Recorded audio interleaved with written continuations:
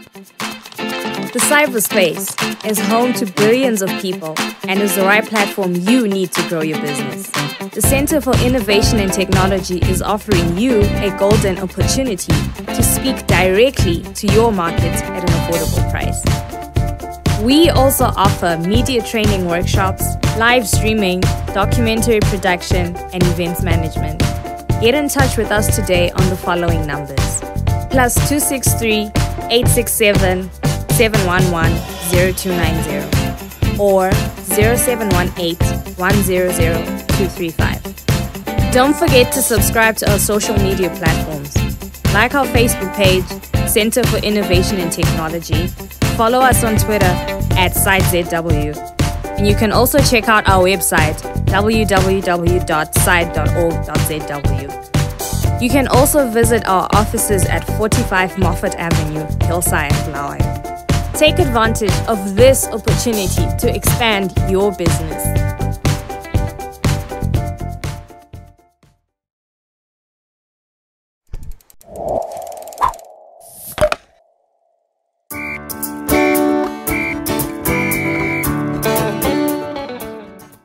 I welcome you to the Learning Disabilities Conference, running under the theme, Education, the Key Driver of Transformation. My name is Angeto Kumare, as already Dr. Haden is alluded to. I'm the Director and Founder of Women's Institute for Leadership Development, and it's commonly known as WILD. As an organization, we seek to build the capacity of women and youth to create an enabling, operating and policy environment for their participation in leadership and decision making. And over the years, we've been wondering why in one classroom, with the same teachers, same facilities, we get A grades and U grades. Of course, as a society, we are quick to come up with our diagnosis and say, you know what, there's a problem. Thanks to organizations like Education Assessment Center, who have invested their time, knowledge and passion to prove that failing exams or failing to read does not always mean that you are dull or you are totally unable. You may be differently able. Ladies and gentlemen, this short background is the reason why we are here, to discuss as a society of experts, service providers, and interested stakeholders on how we can support students and people with learning disabilities. They need our encouragement, positive reinforcement, confidence building, material and emotional support, as well as an enabling policy that makes all these things possible.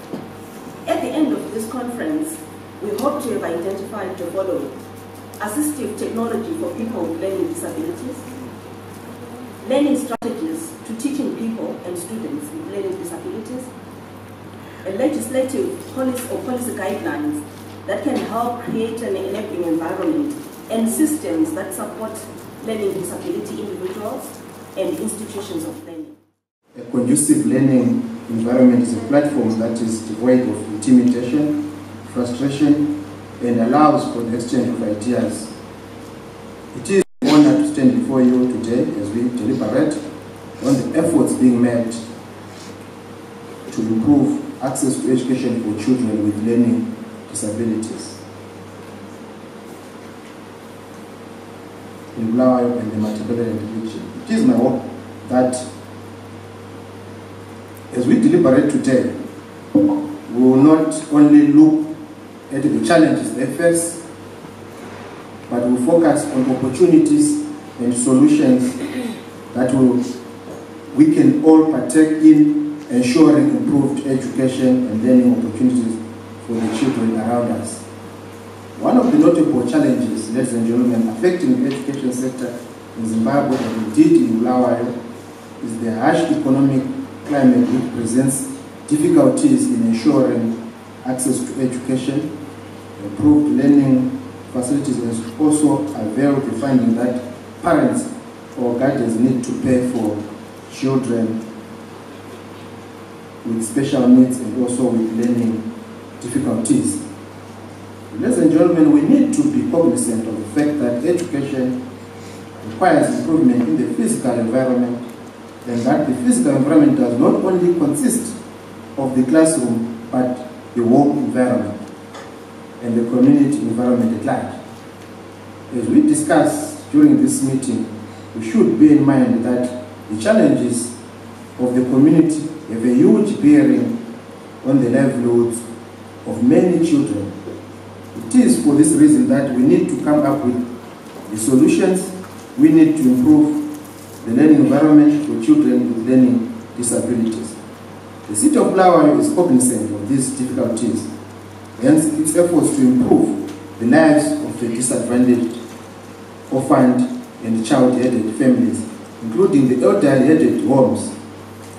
Through the municipal social welfare offices, the city of Bulawayo has over the years provided safety nets to cushion the disadvantaged members of our community.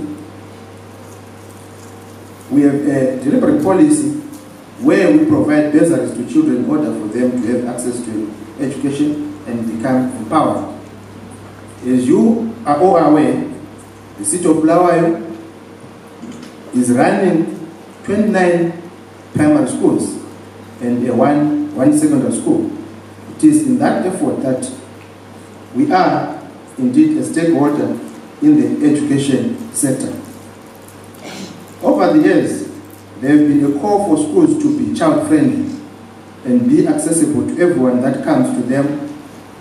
The city of Bulawayo has embraced this call, and its schools have units that cater for children with challenges, including those with hearing impairments, mentally challenged, as well as the physically challenged learners. In that regard, as you may be aware, we have a mixed school that we are running at Sigombe Primary School, where children with hearing impairment and mentally challenged children are taking part with their compatriots who are not challenged. It is noted that there are, however, some cases that cannot be accommodated in the mainstream schools because of various challenges ranging from, among others, the issue of specialized personnel and infrastructure. It could be possible in the long run, with the help of central government and cooperative partners, to have specialized classes in the formal school setup. It is noted that by providing this physical environment for school children with special needs, we will be able to improve their learning capabilities and also ensure their access to education at the present moment.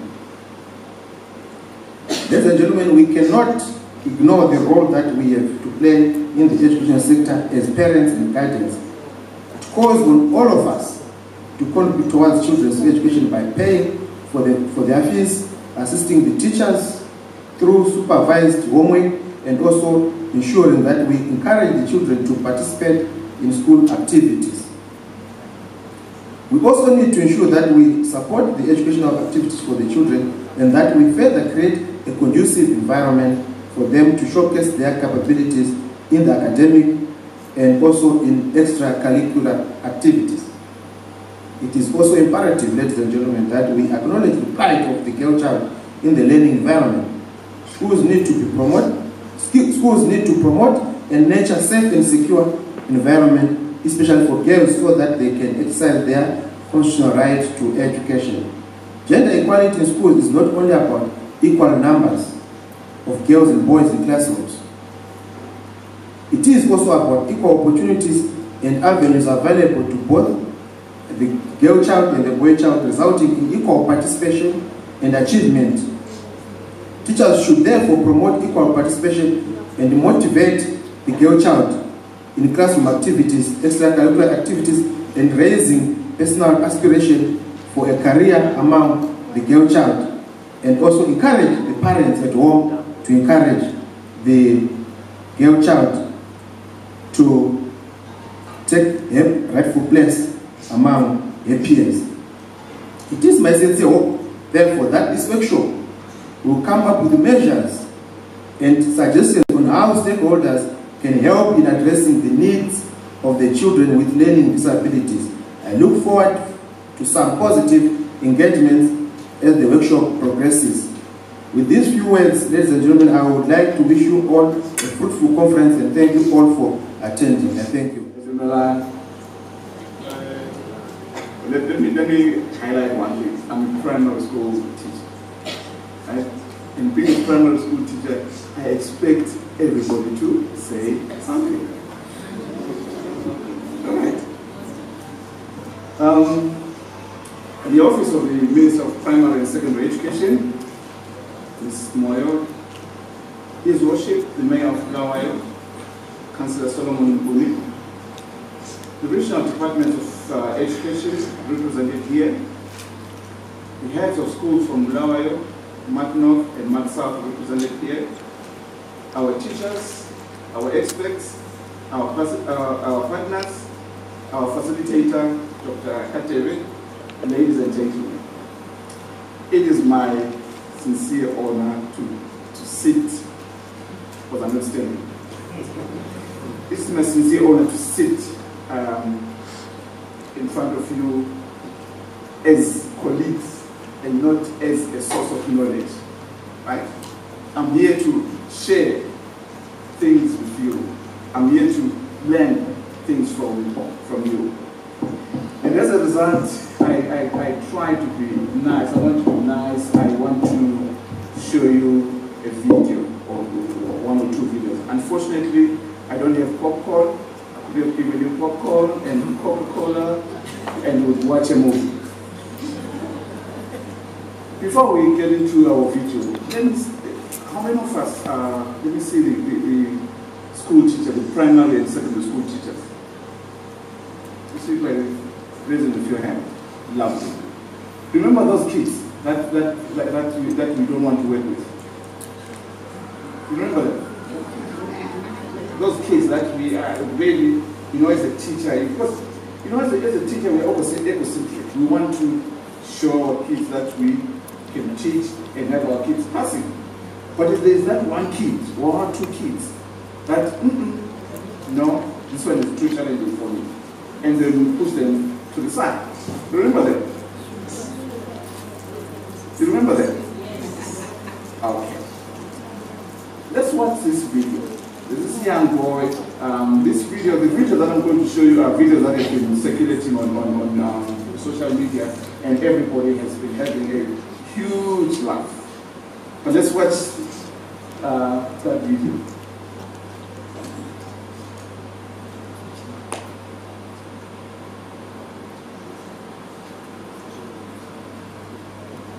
Once we're waiting for the first word, can someone read that first word there? Ubaba. And the next one? The next one? Very good, boys and girls. The next one? The next one? Is that all? That's great.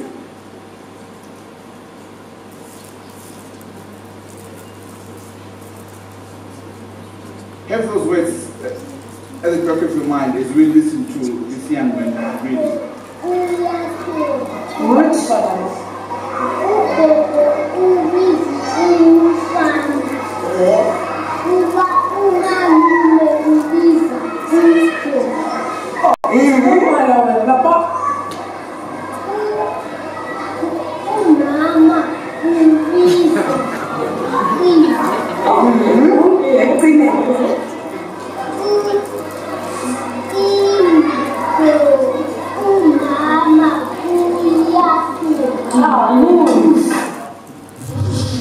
How many of us have, I like that song.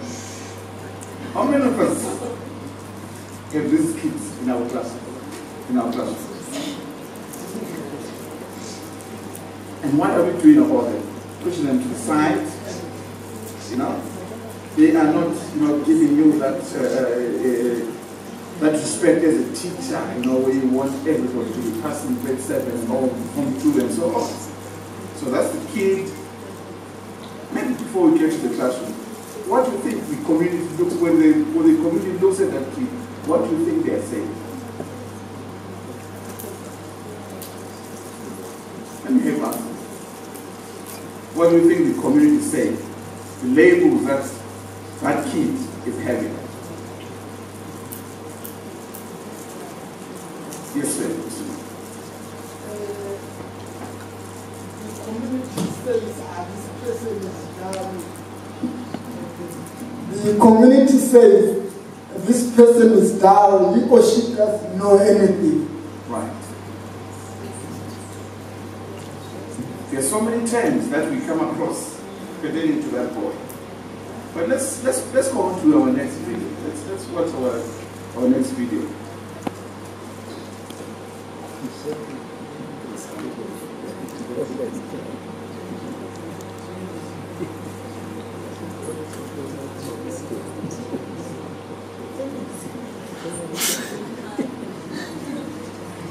$1,500 and $7,500. $1,500.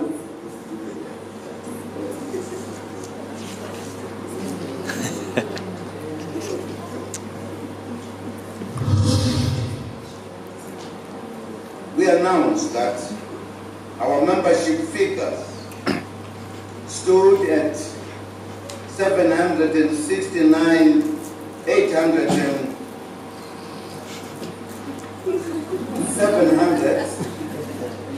Listen properly. 769,820.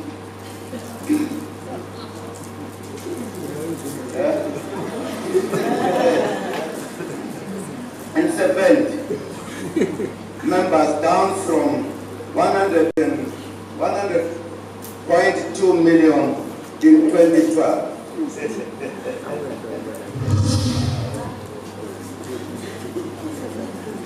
Who is that one?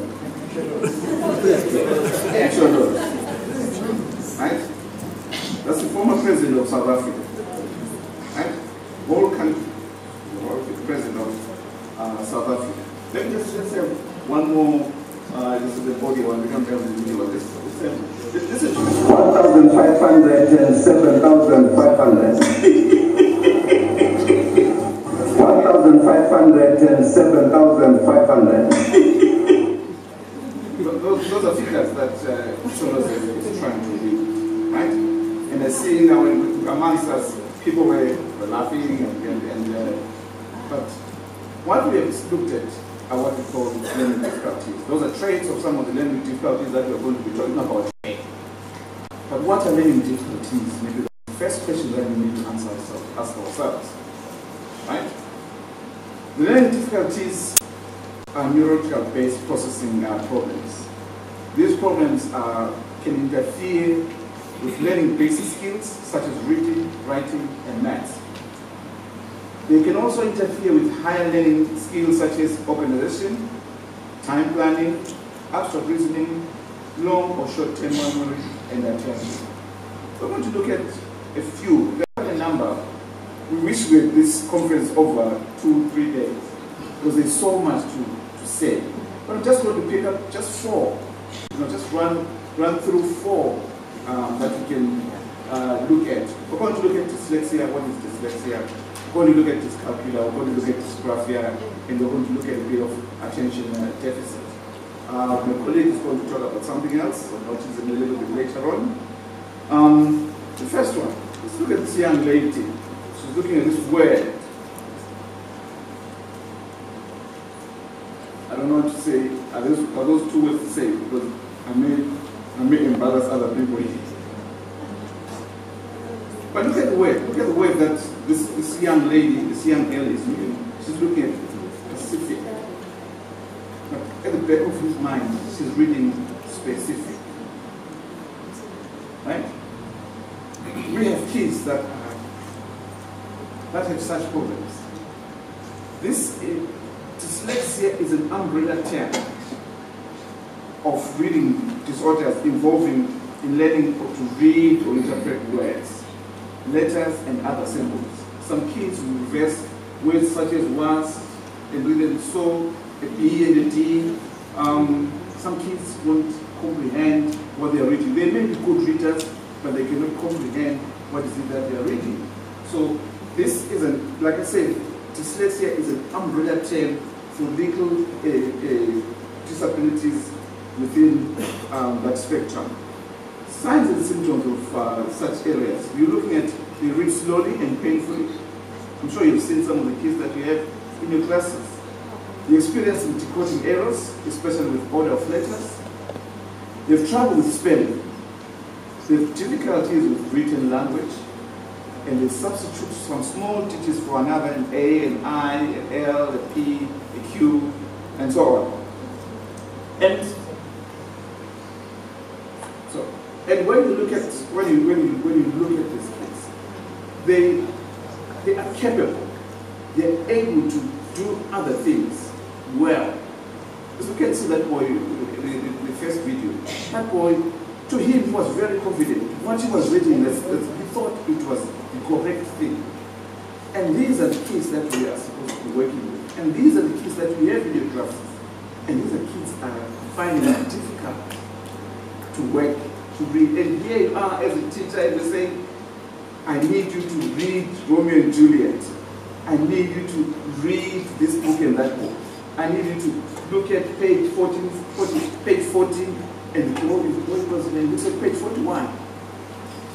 Right? These kids, I hope we're not letting them remain behind. We're not leaving them behind. What I want us to think about today is that every child can learn. That's what I believe in. And it's possible that every child can learn. But all they need is a different type of approach to learning and teaching. And so for us as teachers, that is one of the things that we need to look at and think about as we work. Our next one is dyscalculia. President Jacob Zuma exhibits typical signs of dyscalculia. These are umbrella, this is, like I said, it's an umbrella term for problems within mathematics. It's a specific learning difficulty affecting the acquisition of arithmetic skills in an otherwise normal child. Right? I like using that video of the president simply because it shows that these kids are not crazy. These kids are capable of other things. Jacob Zuma is brilliant. He's led South Africa for the last 10 years or so, if I'm not mistaken. Right? When it comes to reading numbers, we have a problem. Place value. There's problems with place value. He cannot read figures. Right? You have kids in your classrooms that are having those signs. What are the signs and symptoms of that? They have difficulty understanding the concepts of place value and quantity numbers, number lines, positive and negative values, carrying and borrowing. Right? So some of these things, what we need to look at is for us teachers to get out of the classroom mode as we teach. Get out of the classroom mode and not rely solely on a textbook. Right? Well, these kids, if they have problems with reading, textbook is going to be a problem. But when you use practical issues, right? The current season, what fruits, what natural fruits do we have? You go to Cambo, what can you buy? Kauka, Majo, you know Kauka? Huh? You know Kauka, African Chinga, right? Instead of using textbook, page 48, a grade whatever, say page 48, and you're looking at instructions, give the child to into Kauka, right? Because Kauka is showing what? Fractions. When you look at the Kauka, right? I'm seeing people looking at this like okay.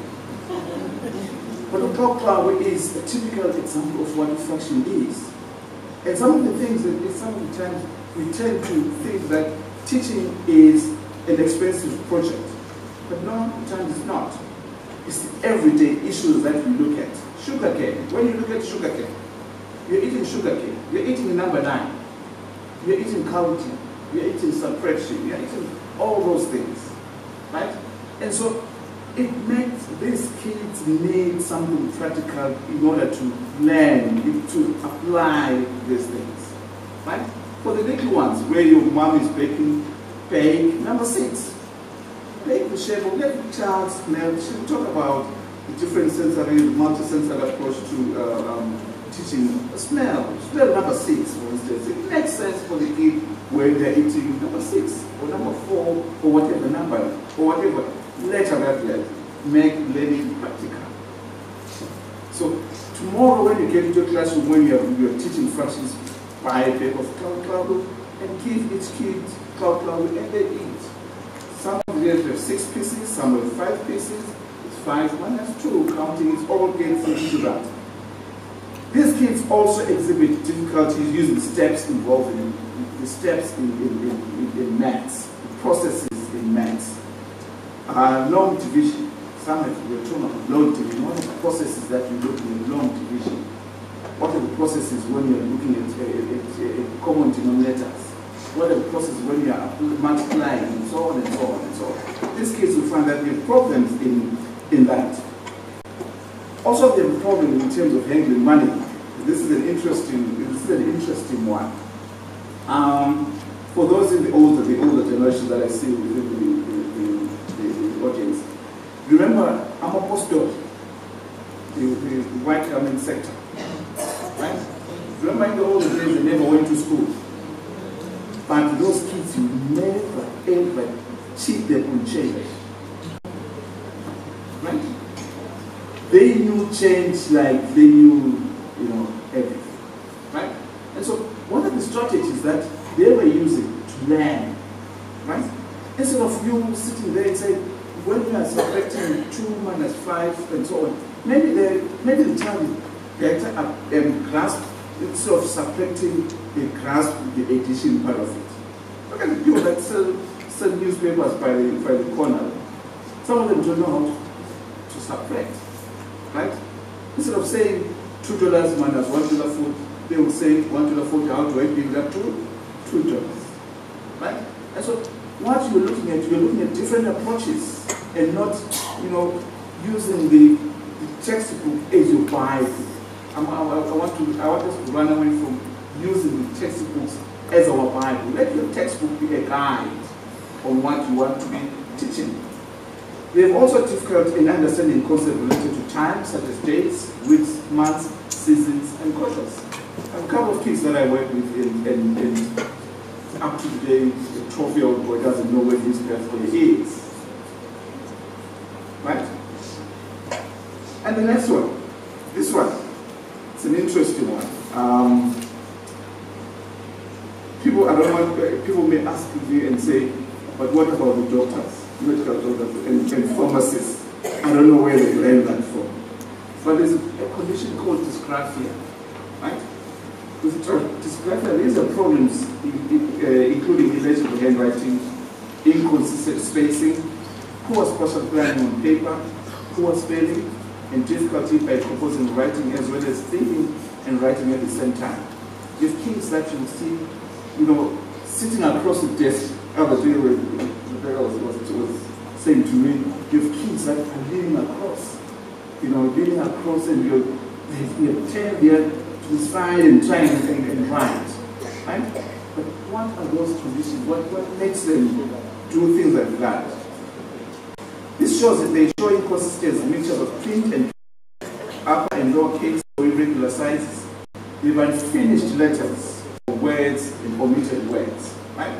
This is key. Right? This is key when you get to a classroom environment. How then are you expecting a child to complete a composition? I know it's on school holidays, and when you come back from the holidays, there's that famous topic that we use, what is called what I did over the holidays. I mean, all teachers, that's their first week, when you write a composition, that is what you are meant to be doing, right? But you are expecting this child to write. He is a poor speller. He is a poor planner. He cannot organize his thoughts properly.